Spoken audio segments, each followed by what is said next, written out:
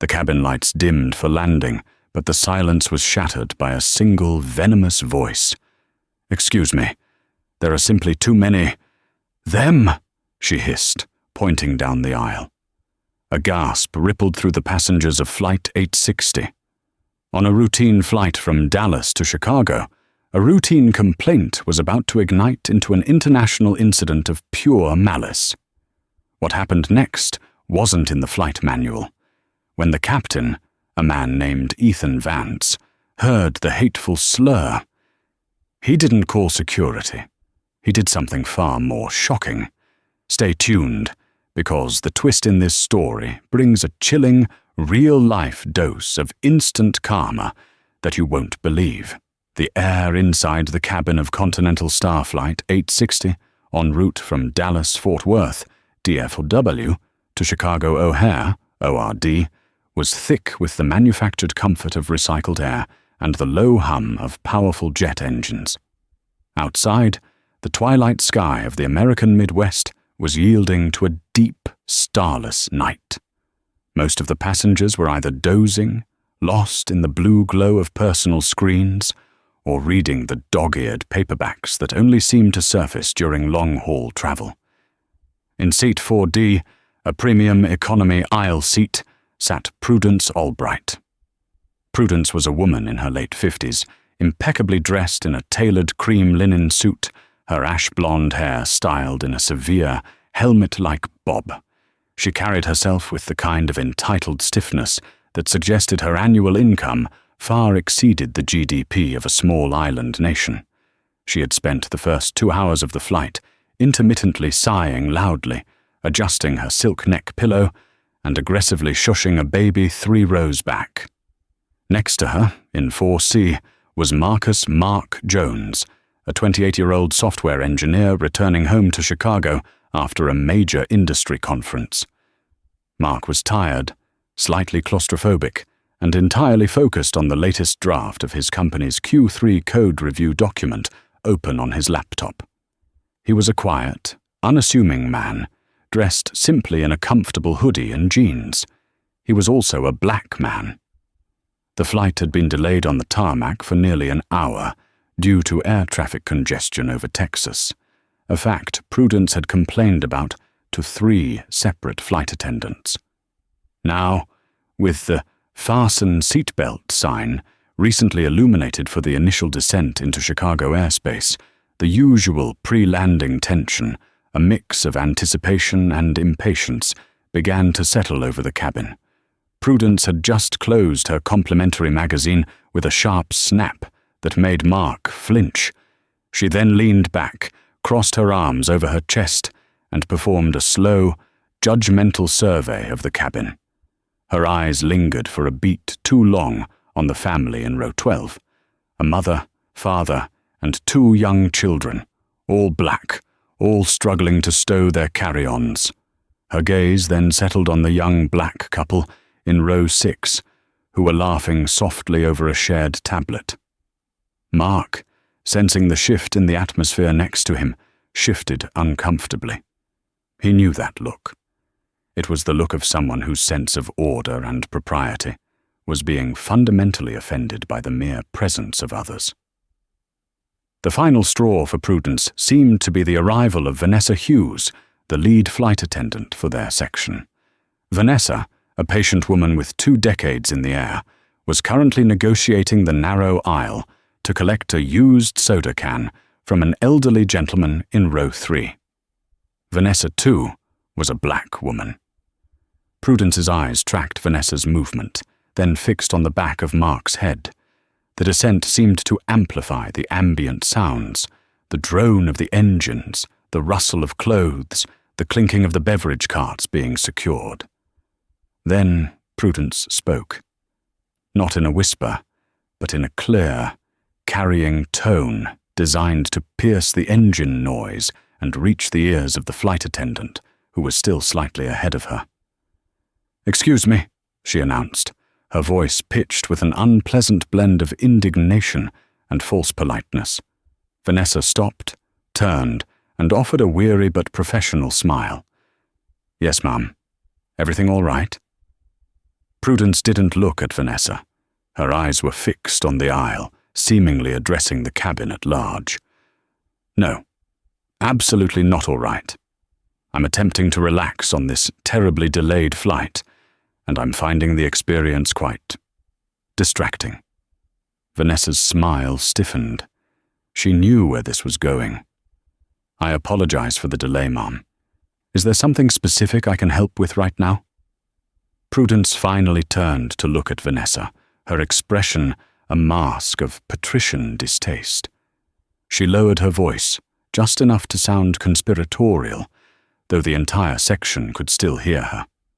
It's the demographics of this section, she whispered, her lip curling slightly as she gestured vaguely toward the rows in front of them, rows mostly occupied by people of color. Honestly, this is premium economy. I paid a considerable fare for this flight, and there are simply too many black people near me. It's highly unusual, and frankly, it's making me very uncomfortable. Can you arrange for me to move to a different section of the plane? Perhaps first class? Somewhere quieter. The cabin froze. The gentle laughter from row 6 ceased instantly. Mark, sitting right next to her, felt a cold knot tighten in his stomach. He slowly lowered the lid of his laptop, the click echoing in the sudden silence. Vanessa Hughes, the experienced flight attendant, felt a rush of professional rage. She had dealt with demanding customers, intoxicated customers, and even physically aggressive customers, but overt, casual racism was a different beast entirely. It was an assault on her colleagues, and on her passengers. She stepped closer to Prudence. Her voice was low and steady, laced with steel. Ms. Albright, this airline does not tolerate discriminatory language or behavior. Every paying passenger has the right to fly comfortably, regardless of their race or appearance.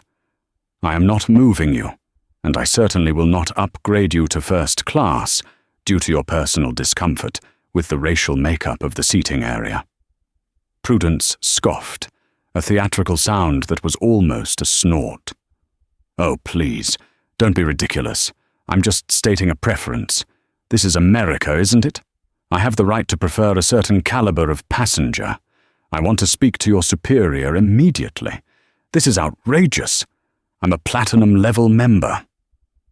I am the senior crew member available right now, Mom, Vanessa replied, her gaze unwavering. She then looked over her shoulder at one of her junior colleagues, David Lee, a young Asian-American attendant standing near the galley. David nodded, his face pale with alarm. He had already begun dialing the cockpit intercom. "Then you are a disgrace to your uniform," Prudence spat, her composure finally cracking. "I demand this flight be held until I am moved. I will not sit here another minute surrounded by—" She trailed off, unable to articulate the slur she clearly wanted to use, but the meaning was clear. The silence that followed was deafening. Every eye in the section was on Prudence, the sheer audacity of her prejudice laid bare. Mark, the recipient of her immediate proximity, finally lifted his head and looked at her, his expression not angry, but devastatingly disappointed. Just as Vanessa was about to issue a final warning regarding the Federal Aviation Administration, FAA, regulations against interfering with the flight crew, the cockpit speaker crackled to life. "Cabin crew to cockpit, please report." It was the voice of the captain, Ethan Vance. His tone was calm, yet had a deep, resonant quality that demanded attention. Vanessa pressed the intercom button on the wall. "Captain, this is Vanessa. We have a passenger dispute in premium economy, verbal disruption and refusal to cooperate. I am working on it now." A pause. Then the captain's voice, now broadcast clearly over the entire plane's address system, cutting through the engine noise and the tension like a knife. "Vanessa, is the passenger's complaint based on prejudice or racial discrimination?" The question, so direct and public, hung in the air. Vanessa hesitated for only a second. Yes, Captain. Explicitly so. Another, longer pause. The entire cabin was silent, waiting. Even Prudence looked slightly unnerved, having not expected the captain to involve himself so directly. Then, Captain Vance's voice came back, no longer calm, but authoritative, and charged with an unexpected force. Vanessa, notify ATC. We are diverting. Immediate landing. I will not fly this aircraft 1 more nautical mile with a passenger who subjects other paying customers to racial abuse. Secure the cabin for immediate descent. We are not going to Chicago. We are going to Nashville, Tennessee, and I want the passenger in 4D escorted to the very back of the aircraft, away from every other person, immediately. The plane, which had just begun its slow, deliberate descent toward O'Hare, tilted perceptibly, banking away from its original course. The pilot, Captain Ethan Vance, had just ripped up the flight plan. The announcement of the unscheduled diversion hit the cabin like a physical shockwave. A few gasps and murmurs broke out, quickly suppressed by the seriousness of the situation. Prudence Albright, the self-proclaimed platinum member in 4D, was for the first time genuinely stunned into silence. Her face, which moments before had been flushed with self-righteous anger, was now a sickly white. Vanessa Hughes, the lead flight attendant, looked momentarily surprised by the captain's drastic action, but quickly recovered her professional poise. She turned to the stunned Prudence. Ms. Albright, please collect your personal items. You are being moved to the rear of the aircraft, as per the captain's direct order. You will remain there until we land in Nashville, where airport police will meet the aircraft. Prudence finally found her voice, high-pitched and trembling. You can't do this. I haven't done anything illegal. I'll sue. This is ridiculous. Diverting a flight because of a preference? You interfered with the comfort and safety of other passengers through verbal abuse, Miss Albright, Vanessa stated firmly. That is grounds for crew intervention, diversion, and subsequent removal. Now I suggest you comply immediately. Mark Jones, sitting next to Prudence, stood up to allow her out. He watched her struggle to pull her tailored coat from the overhead bin, her hands shaking. As she passed him, their eyes met. His held no malice, only a profound weariness. This time, Prudence looked away first. Under the watchful eye of David Lee, the junior flight attendant, Prudence was marched past the rows of silently observing passengers. Her humiliation was public, amplified by the confined space. Up in the flight deck, Captain Ethan Vance, a 45-year-old man with a salt-and-pepper buzz cut and the quiet authority of someone who routinely commands 100 tons of machinery through the sky, was coordinating with Air Traffic Control, ATC. DFW 8260, confirming diversion to Nashville International, BNA. Passenger disruption on board, requiring immediate clearance for BNA approach, Ethan transmitted, his voice steady, despite the rapid recalculations required. 860, we copy. Prepare for descent vector, 210. Current estimated time of arrival at BNA, 25 minutes. Confirming reason for diversion? The controller's voice crackled back. Confirmed, Nashville. Severe passenger misconduct involving explicit racial discrimination against multiple passengers and crew. Security and ground coordination required upon arrival. Ethan confirmed. He switched to the internal cabin frequency. Co-pilot Sarah Chen, a sharp, competent woman in her early 30s who had been flying regional jets before this route, looked at him with a mix of awe and concern. That was a major decision, Captain, Sarah said carefully, watching the attitude indicator shift as the plane banked. Ethan adjusted his headset. It was the only decision, Sarah. We are the ultimate authority in this cabin. Racial abuse is not discomfort. It's a hostile environment. I won't let my crew or my passengers be subjected to that for 3 more minutes, let alone 3 more hours.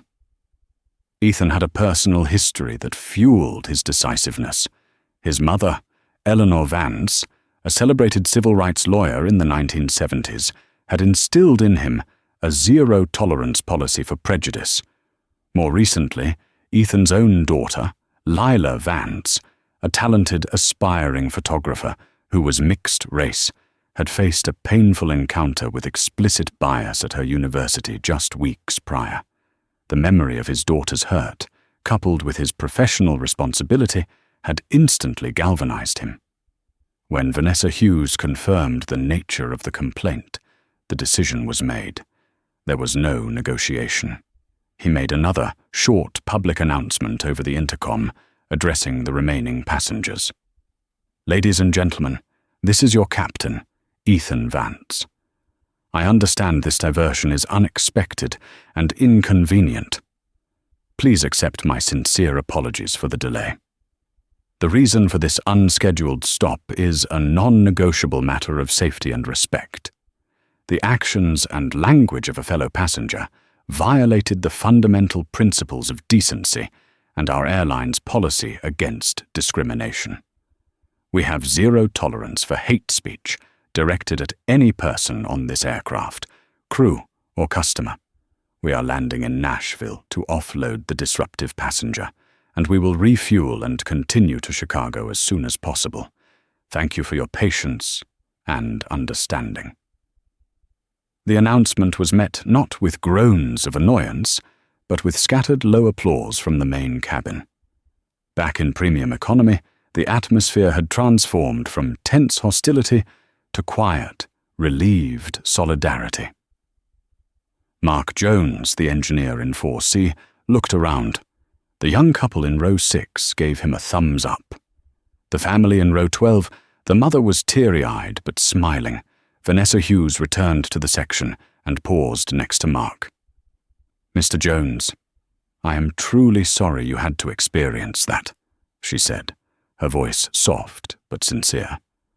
Mark looked up at her. "Thank you, Vanessa. Honestly, thank you. And please thank the captain. That was unprecedented. It meant a lot." "It means a lot to all of us," Vanessa replied, her hand briefly touching his shoulder. "This is not just about policy. It's about being human." She then moved to the row directly behind Prudence's now empty seat and spoke to the passenger there, a distinguished older gentleman named Dr. Henry Wallace, a retired history professor who had been an involuntary witness to the entire interaction. "Dr. Wallace, I apologize for the disruption." Dr. Wallace adjusted his spectacles. "My dear, there is nothing to apologize for. That woman was appalling. Tell the captain he has earned my loyalty for life. Integrity is a vanishing commodity, and he just displayed it on a scale most people never will. I'll write a letter, Vanessa. A long one." As the plane began its rapid descent into Nashville, the cabin crew secured the galleys and checked the overhead bins one last time. In the tail section, Prudence Albright was stewing. She was seated by herself, her window shade pulled down, a mixture of panic and fury bubbling inside her. She tried calling her attorney, Randy Finch, on her cell phone, forgetting the flight was still in the air. The automated message, "Welcome to Continental Star. Please stow all electronic devices for landing," only infuriated her further. She slammed the phone onto her tray table. "This is a disgrace. They are ruining my weekend. I will have their jobs, all of them. That pilot is going to pay." What Prudence Albright did not realize was that her small act of malice, born of a sense of superiority, was about to collide not only with a captain's principled stand, but with a series of highly unfortunate, entirely real-world events that were just beginning to unfold in the very city she was being forcefully diverted to. The immediate inconvenience of the diversion was nothing compared to the true, life-altering turbulence that awaited her on the ground in Nashville. The landing at Nashville International Airport, BNA, was smooth, but the atmosphere upon arrival was anything but ordinary. Flight 860 taxied not to a passenger gate, but to a remote stand on the far side of the tarmac, a move typically reserved for emergency or security incidents. As the aircraft came to a complete stop, the cabin lights remained dimmed. Captain Ethan Vance made another brief, professional announcement. "We have arrived in Nashville. Please remain seated while security personnel board the aircraft." From his vantage point near the premium economy cabin, Mark Jones watched the activity outside the window. A black SUV and 2 patrol cars from the Nashville Airport Police Department, APD, were pulling up to the airstairs. The sight was sober, serious, and unmistakably final. In the back of the aircraft, Prudence Albright was shaking, partly from anger and partly from mounting dread. She had never been arrested, detained, or even seriously questioned by law enforcement. Her life was meticulously organized and shielded by money and status. The sight of uniformed officers approaching the plane dissolved her entitled fury into genuine cold fear. The cabin door opened, and 2 APD officers, a tall man named Officer Jackson Riley and a stern woman named Officer Maria Garcia, stepped aboard. Officer Riley immediately sought out Vanessa Hughes. "Ma'am, we're here for the disruptive passenger," Riley said, flashing his badge. Captain Vance coordinated the incident details. "We understand the charge is interference with the flight crew and disturbing the peace, complicated by discriminatory language." "That's correct, officer," Vanessa confirmed, pointing toward the rear. "She's in the last row, 42C, Ms. Prudence Albright." The officers walked the length of the aisle, their footsteps echoing. The silence was so profound the passengers could hear the distant traffic of the airport outside. Prudence, seeing them approach, suddenly attempted to resurrect her imperious facade. "Officers, I demand to know why I am being detained. This is an overreaction. I have connections in D.C. You will regret this," she stammered, as Officer Riley gestured for her to stand. "Ms. Albright, you are being escorted off this aircraft for violation of federal aviation regulations and disturbing the peace," Officer Riley stated flatly. "Any further protest will result in an additional charge of resisting transport. Please collect your small bag and follow us." As Prudence was led off the plane, clutching her designer handbag, she caught the eyes of the other passengers. Gone was the smug certainty. Her face was contorted in a mixture of disbelief and panic. The sight of the woman, who moments ago had claimed racial superiority, being publicly removed by law enforcement, was a powerful, silent vindication for Mark and the others. Once Prudence was off the plane, the captain made his way out of the cockpit, a rare action during a transit stop. Ethan Vance, tall and commanding in his crisp uniform, stood at the front of the premium economy cabin. "Ladies and gentlemen, the disruptive passenger has been removed and handed over to law enforcement. We thank you for your patience," he announced. He then made eye contact with Mark, Vanessa, and several other passengers, offering a slight, respectful nod. "Now, we have a short delay for refueling and a mandatory flight plan update due to the diversion. The Nashville ground crew is bringing us dinner and fresh beverages as a small compensation for this inconvenience. We estimate a 2-hour delay before we are back in the air, headed to Chicago. Again, thank you for your patience." As Ethan headed back to the cockpit, a wave of supportive murmurs followed him. The atmosphere had completely shifted. It was no longer a flight of strangers, but a group of people who had just collectively witnessed an act of principled bravery.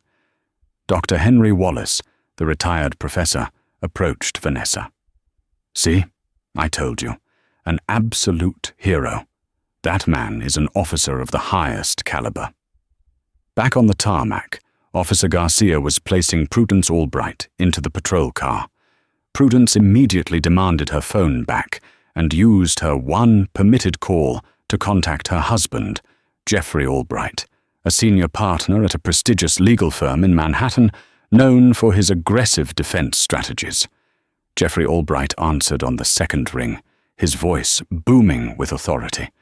"Prudence, where are you? The flight tracker says you're in Nashville." Prudence, tears finally flowing, recounted the story in a rush of self-pity, carefully omitting the nature of her original complaint and focusing only on the tyranny of the pilot. "Jeffrey, they've arrested me. It's a hostile environment. I need you to call Randolph Finch immediately. I want this pilot and this airline grounded. I want a lawsuit for false imprisonment."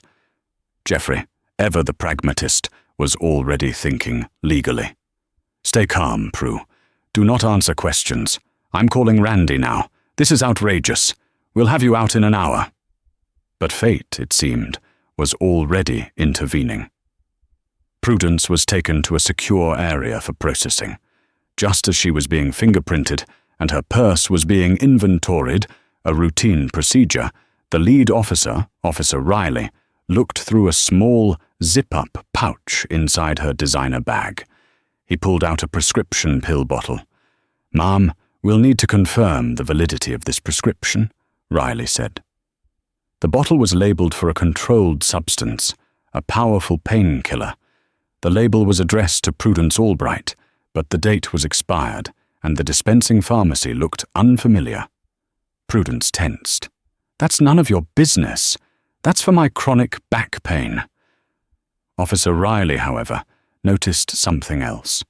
The small zip-up pouch also contained a tiny plastic baggie, not much larger than a postage stamp, containing a few grams of a fine white powder. It was hidden carefully beneath the medication bottle. Officer Riley's expression hardened. He locked eyes with Prudence, holding up the tiny bag. "Miss Albright, this goes beyond passenger misconduct," he said, his voice dropping to a serious tone. "This is possession of an unidentifiable substance, suspected to be cocaine. We're going to run a field test. We've moved from a misdemeanor complaint to a serious felony charge." The realization hit Prudence with the force of an actual punch. Her carefully constructed world was not just inconvenienced, it was shattering. The quiet moment she needed for her personal relief was about to become a very loud, public nightmare. All because she had insisted on being removed from a plane and subjected to an intrusive search she otherwise would have easily avoided. The karma clock had just struck midnight. The news hit Jeffrey Albright in Manhattan like an electrical current. He was in the middle of an emergency conference call with his team and his wife's attorney, Randolph Finch. The initial plan was simple: get Prudence released on minimal bail, issue a devastating public statement about airline misconduct, and prepare a multi-million-dollar lawsuit against Continental Star and Captain Ethan Vance personally. The phone call from Nashville APD changed everything. "Mr. Albright?" Officer Garcia's voice was official and devoid of sympathy. "We have elevated your wife's charge. She is now facing charges for possession of a controlled substance, a Schedule II felony. We have confirmed the presence of cocaine. Bail will be set by the judge in the morning." The phone line went silent. Jeffrey, a man who intimidated judges and CEOs daily, felt a sickening wave of fear. This was not a minor public relations issue. This was a career-ending scandal.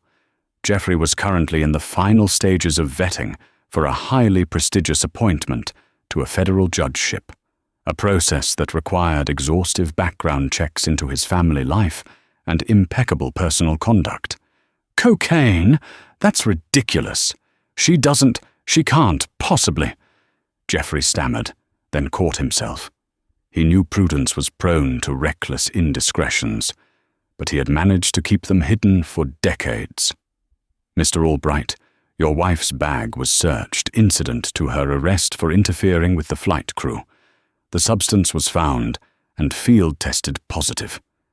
We are required to proceed, Officer Garcia concluded. He hung up the phone and looked at Randolph Finch, whose face was pale. The lawsuit was dead. The original charge of passenger misconduct, stemming from her racist rant, was now the catalyst that exposed the far more damaging felony. "Randy," Jeffrey's voice was a rough whisper. "We have to contain this. Forget the airline. The priority is that judgeship. If this hits the press, I'm finished. The vetting committee will drop me immediately." "Jeffrey, you have to be realistic," Finch sighed, running a hand through his thinning hair. She was removed from a commercial jet in Nashville for a highly publicized incident of racist verbal abuse. The felony charge is the secondary story. The primary story is already out there, or it will be, from the passengers and the crew. You need to focus on a rapid plea deal and damage control. The information was indeed already out. Mark Jones, the engineer from 4C, while waiting for the plane to refuel, had quietly messaged a few details about the original incident to a friend who worked for a popular, aviation-focused news blog. He didn't mention names, only the flight number and the pilot's heroic action. However, Dr. Henry Wallace, the retired history professor, had no such compunctions. He had already finished his detailed, eloquent email to the CEO of Continental Star, but he also had a very active Twitter account. In a series of viral tweets, he named Prudence Albright, lauded Captain Ethan Vance, and recounted the racist diatribe verbatim. The tweet went viral within minutes. News outlets picked it up almost instantly, not just for the drama, but for the rare, decisive stand taken by the pilot. When the Nashville APD confirmed to a local news crew that the arrested passenger was facing felony drug charges in addition to the initial complaint, the story exploded. The headline practically wrote itself. Passenger complains about too many black people, gets arrested for cocaine possession after pilot diverts flight. Jeffrey Albright's name was initially protected, but the press was digging. He was a high-profile target. Within hours, the connection to the federal judgeship nominee was made public. Jeffrey Albright's house of cards, built on decades of ambition, carefully curated public image, and his wife's protected lifestyle, collapsed instantly and dramatically, all stemming from a moment of casual hatred on a cross-country flight. His career was over, his wife was in a Tennessee jail facing a felony, and the source of all their troubles was a principled pilot named Ethan Vance, who was currently preparing to finally take Flight 860 back into the air. The remaining 2-hour delay on Flight 860 felt different, as the Continental Star ground crew in Nashville efficiently refueled the aircraft and delivered the promised complimentary meals and drinks. A unique sense of camaraderie settled among the passengers. The flight had stopped being a routine commute and had become a shared moral victory. Up in the cockpit, Captain Ethan Vance was dealing with a sudden surge of internal calls. The airline's corporate communications team and legal department were scrambling.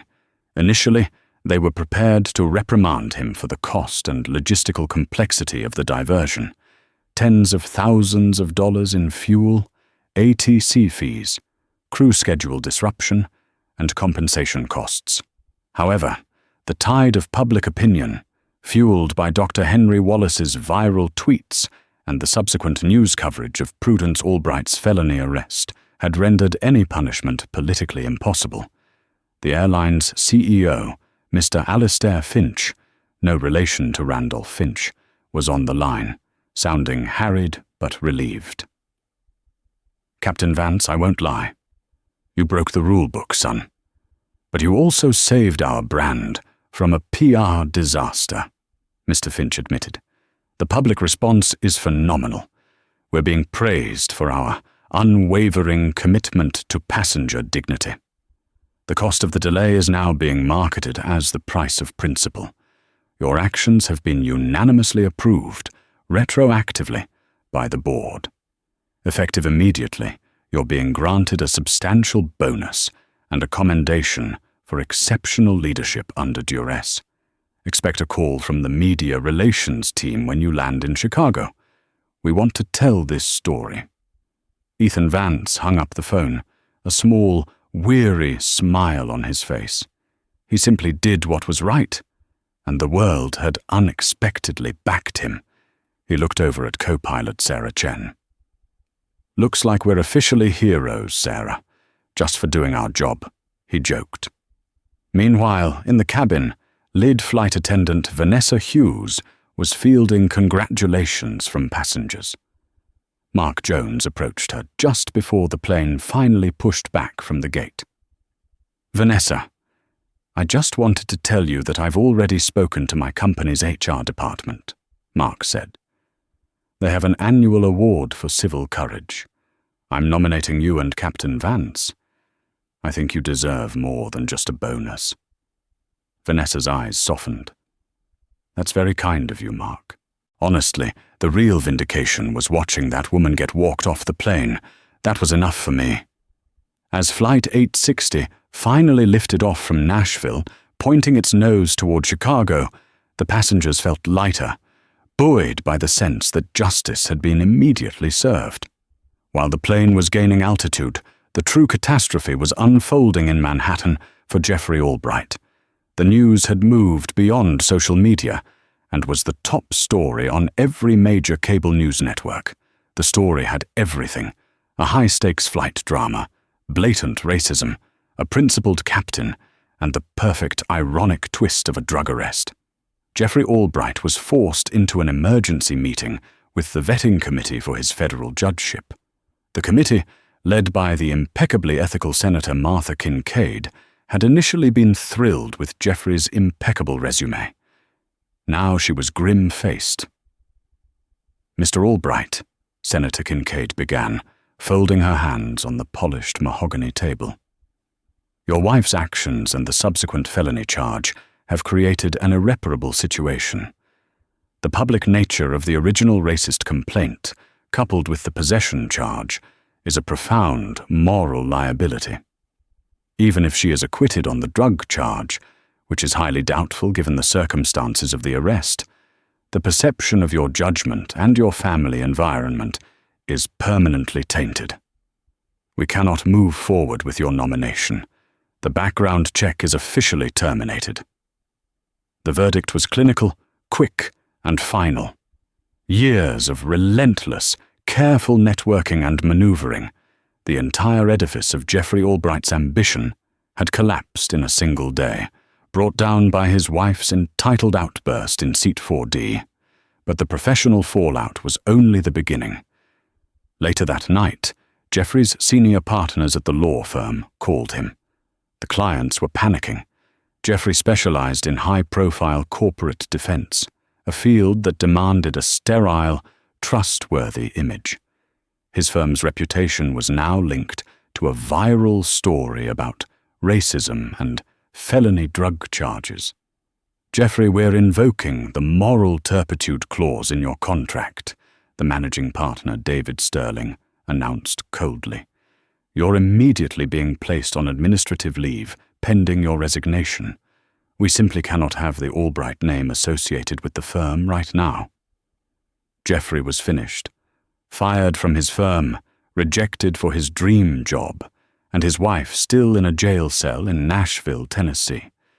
He tried to call Prudence one last time, but she was still refusing to cooperate with her court-appointed attorney, demanding only to speak to Jeffrey and Randy Finch. The irony was brutal.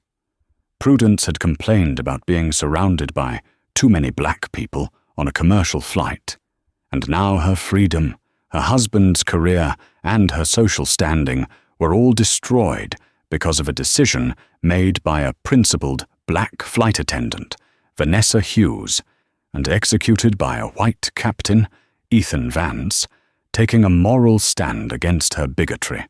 The universe had used her own entitled demand, the demand for an immediate diversion, to trigger her downfall.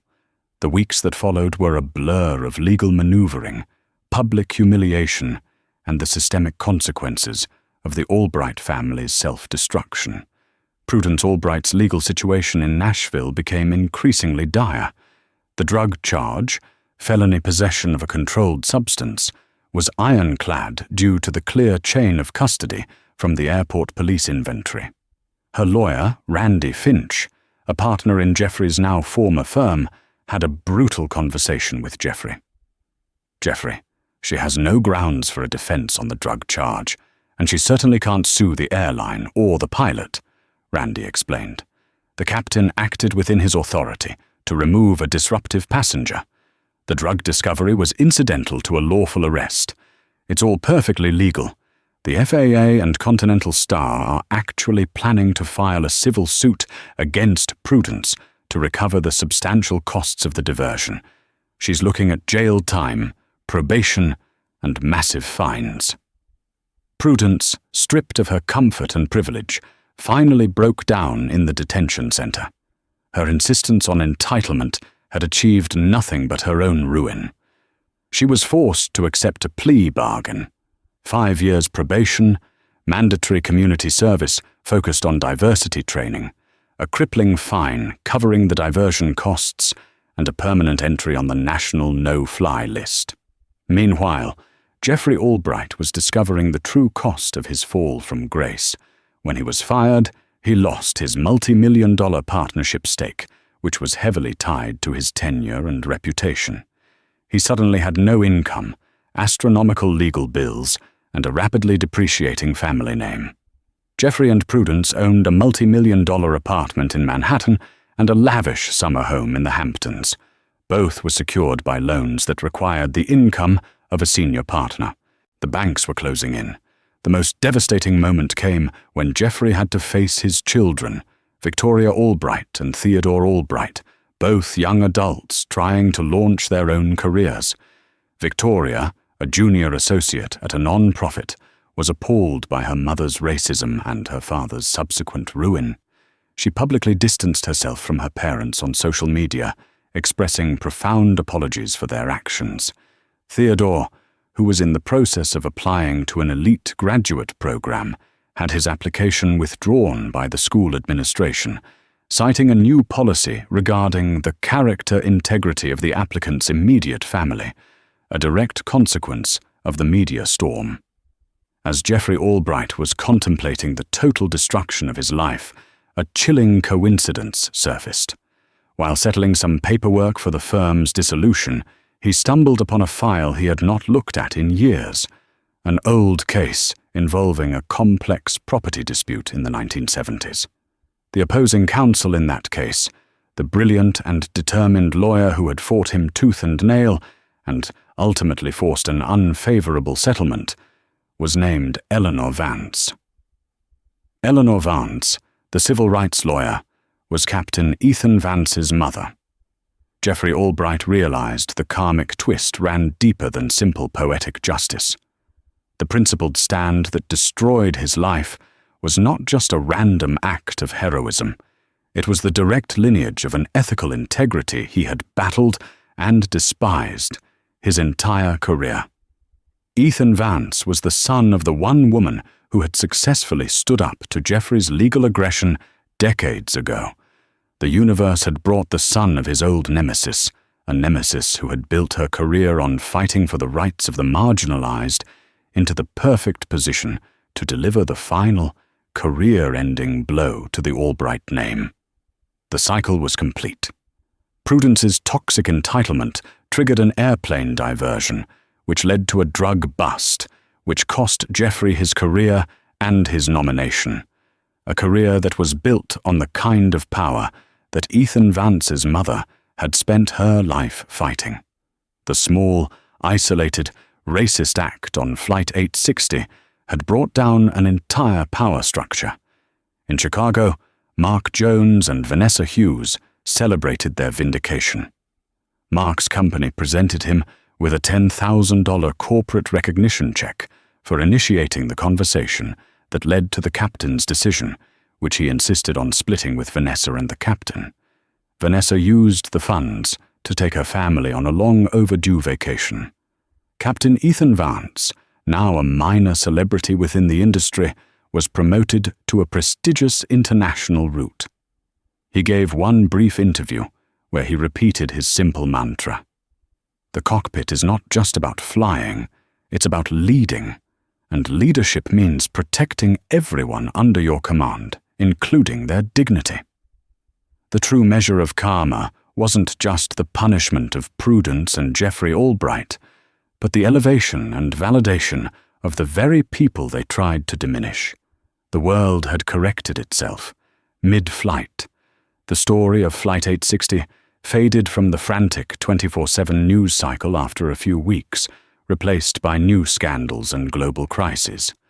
But for the people involved, the heroes, the victims, and the architects of their own destruction, the repercussions of that single unscheduled landing in Nashville resonated for years, a permanent shift in the trajectory of their lives. The new reality of Prudence Albright. Prudence Albright's return to New York was not a triumphant one.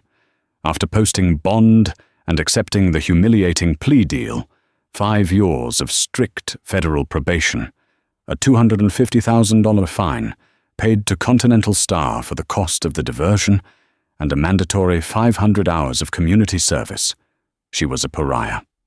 She had expected the community service to be a perfunctory, easy affair. Perhaps something involving her name and a charity gala. Instead, the Tennessee court, having followed the media coverage closely, mandated her service be performed directly with organizations focused on diversity and inclusion. Her first assignment was at a non-profit in Queens, New York, that provided after-school tutoring and mentorship for underprivileged students, many of whom were children of color. Prudence had to teach basic administrative skills, sitting in a sterile, fluorescent-lit office, filing papers and managing schedules, all under the watchful, unconcealed skepticism of the staff. The hardest part was not the work, which was beneath her usual standards, but the constant exposure to the very people she had publicly dismissed.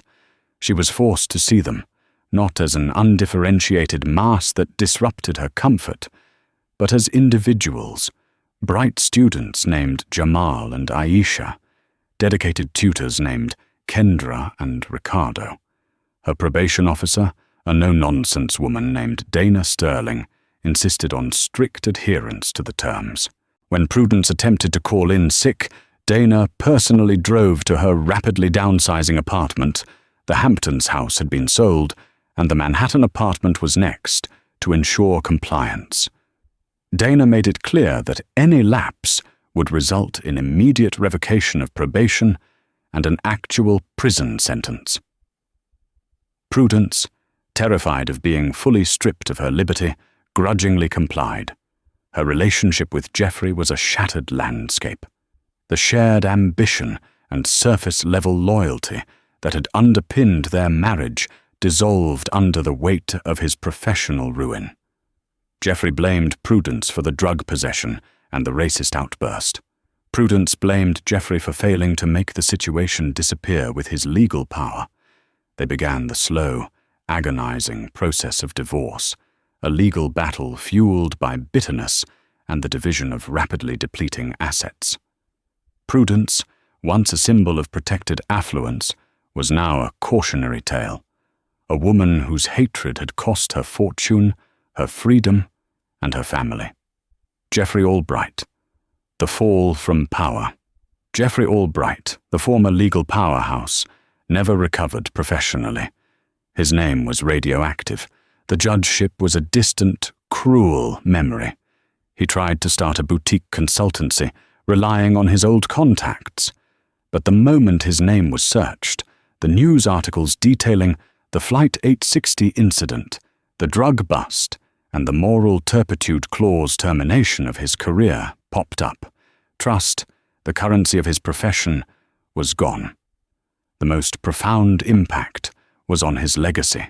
The Albright name, once associated with institutional power and success, was now synonymous with failure and bigotry. He often contemplated the stunning, cyclical twist. His career ended by the son of Eleanor Vance. He spent hours poring over the details of his lost judgeship, recognizing the absolute authority of the captain's decision. Ethan Vance had acted with the kind of swift, unapologetic moral clarity that Geoffrey, in his quest for power, had long forgotten, if he ever possessed it at all. The very system Geoffrey had exploited and manipulated for decades, the system of rules, procedures, and institutional power, had been wielded against him by a man who simply chose to enforce a higher moral law. He saw his estranged daughter, Victoria, thrive in her non-profit work, her name now actively sought after, because she had publicly disavowed her parents' actions. His son, Theodore, eventually enrolled in a good, though not elite, graduate program after writing a brutally honest essay about his family's fallibility. Their success was built on separating themselves from the poison that had consumed their parents. Geoffrey was left alone in a shrinking penthouse, watching his world turn to dust. Mark Jones. The Quiet Rise. Mark Jones, the software engineer who was the direct target of Prudence's rant, found his life quietly and positively transformed. The check he helped secure for the crew was just the beginning. His detailed, non-sensational account of the incident to the media, focusing on the calm professionalism of the crew, established him as a reliable voice. His company, impressed by his integrity and ability to handle extreme stress with composure, quickly promoted him to a leadership position focused on ethics in AI development, recognizing that emotional intelligence and a strong moral compass were as vital as coding skills. The incident also sparked an unexpected connection. He and Vanessa Hughes, the lead flight attendant, became lifelong friends. They often met when their travel schedules aligned, sharing a quiet coffee and reminiscing about the day they watched a principled pilot rewrite a flight plan for justice. For Mark, the incident served as a powerful validation. Standing your ground quietly and with dignity is far more powerful than any loud, entitled display. Captain Ethan Vance. The Standard Bearer. Captain Ethan Vance continued to fly, now with the added weight of being a quiet industry legend. His promotion was confirmed, and he was transferred to the prestigious DFW London Heathrow route, piloting the airline's flagship Boeing 777. His act of courage didn't just affect the passengers, it fundamentally changed his workplace. The airline instituted the Vance Protocol, a mandatory crew training module focusing on identifying, documenting, and decisively addressing racial bias and discrimination on flights. The protocol emphasized that the crew's authority to divert a flight for hate speech was explicitly supported by the corporate office. Ethan's daughter, Lila, was incredibly proud of her father's actions. She used the story of Flight 860 as the central theme for her senior photography thesis, titled The Unscheduled Stop, capturing portraits of the diverse passengers and crew who were aboard that day. She captured the weariness of Vanessa Hughes, the quiet dignity of Mark Jones, and the stern, resolute composure of her father. The project won several major collegiate awards. The most telling sign of Ethan's enduring impact was the correspondence he received. He received thousands of letters, not just from airline staff and passengers, but from people across the world who had experienced similar acts of prejudice in their lives. The message was always the same. Thank you for doing what others were afraid to do. Ethan Vance never saw himself as a hero. He just saw himself as a captain doing his job, ensuring the safety and dignity of everyone on his plane. The cost of the diversion was high for the airline, but the ultimate cost was paid entirely by the person whose prejudice had necessitated the change in course. Prudence Albright's attempt to assert her superiority had led to her being thrown out of the sky and onto the hard ground of reality. The final lesson of Flight 860 was that the systems we create, corporate, legal, and social, are ultimately only as moral as the people who choose to enforce them. In the critical moments, when the moral and ethical cost is highest, it only takes one person to choose principle over procedure to change the course of an entire system. For Prudence Albright, that choice was the beginning of her undoing. For Captain Ethan Vance and his passengers, it was the definition of true justice. The astonishing saga of Continental Star Flight 860 and the unscheduled stop in Nashville provides more than just high-altitude drama. It delivers a chilling, undeniable truth about the weight of our choices. Prudence Albright, steeped in privilege and prejudice, demanded a detour to protect her own comfort, believing her status shielded her from consequence. She thought she was above the rules, above the people she judged inferior. But that very demand, that entitled insistence on removal, became the mechanism of her ruin. Her casual hatred triggered a routine arrest for misconduct, which swiftly spiraled into a federal felony drug charge. The life she built on a foundation of superiority and secrecy was exposed and destroyed. In a brutal, poetic twist of hard karma, her professional, high-powered husband, Jeffrey Albright, was simultaneously stripped of his career and his prestigious judgeship nomination. The entire Albright edifice collapsed, not because of a massive external force, but because of a single, ugly outburst in Seat 4D. Contrast that with Captain Ethan Vance, flight attendant Vanessa Hughes, and passenger Mark Jones. They didn't seek conflict, but they refused to yield their dignity or principles. Captain Vance chose to enforce a moral standard over a flight schedule, and that act of leadership not only saved the flight crew and passengers from prolonged abuse, but also earned him the highest commendation. This story is a powerful reminder. The consequences of prejudice are not always distant or abstract. Sometimes they are swift, public, and catastrophic. What do you believe the airline should have done to compensate the affected passengers? Did Captain Vance take too great a risk, or did he set a necessary new standard for corporate integrity? Let us know your thoughts in the comments below. If this story of justice, integrity, and real-life karma captivated you, please hit the like button, share this video to spread this essential message, and make sure you subscribe and hit the bell for more deep dives into the moral dramas unfolding in our world. We'll see you next time.